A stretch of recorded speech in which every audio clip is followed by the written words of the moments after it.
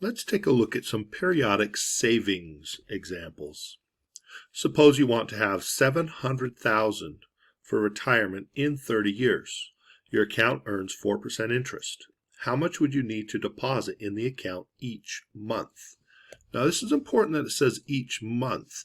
So this is not a lump sum, this is a periodic deposit. The fact that it also says a deposit, these two combined together tell us which formula to use. It's the one with the positive exponent. This is the one that will grow with time. Specifically grow with each deposit made.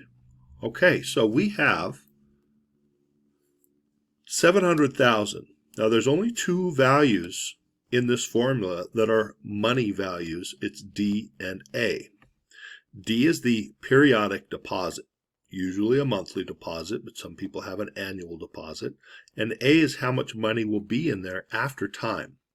So to think about 700,000, it would be crazy to put that in D, because that would suggest you have $700,000 to deposit each month. That would be a really nice situation, but that's just not realistic. To want that in the account in 30 years, that's more likely what you're trying to build up, your nest egg of $700,000. So we have $700,000 for A. The D we don't know. 1 plus the interest rate 4% would be 0.04. We are making monthly deposits, so N is 12. I have a parenthesis around the exponent, 12 times 30, and then minus 1. And all of that is divided by 0.04 divided by 12. Okay.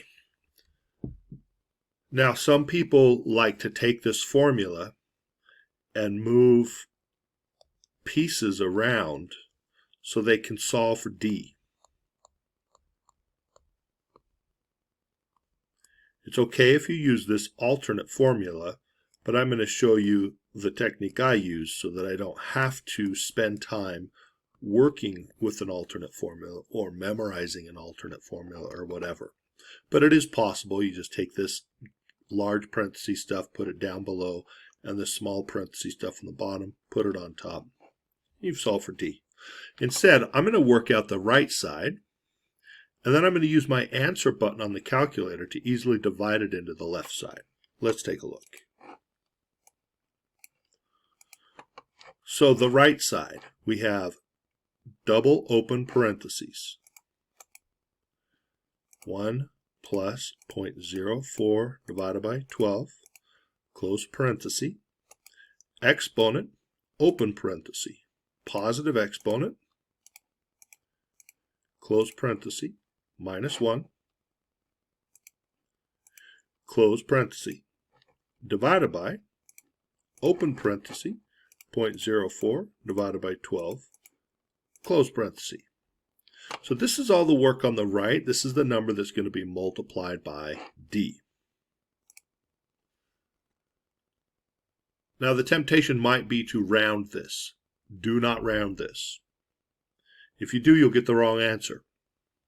You want to round at the very end, great, but don't round in the middle of the problem. So either write it all down, or we're going to be using the answer button.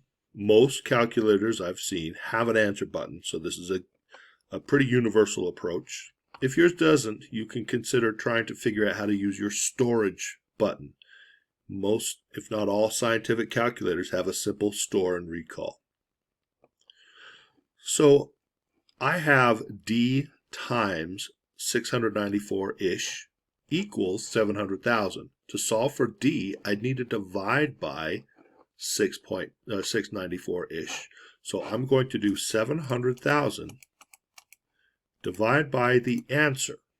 The answer is what was previously on the screen. This will allow me to not lose any precision and solve for D. So I have D equals. And now this is what I round to the nearest penny.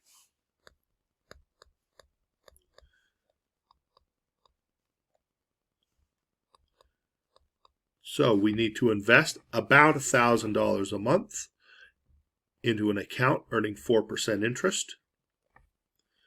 And in 30 years, we will have $700,000 in that account.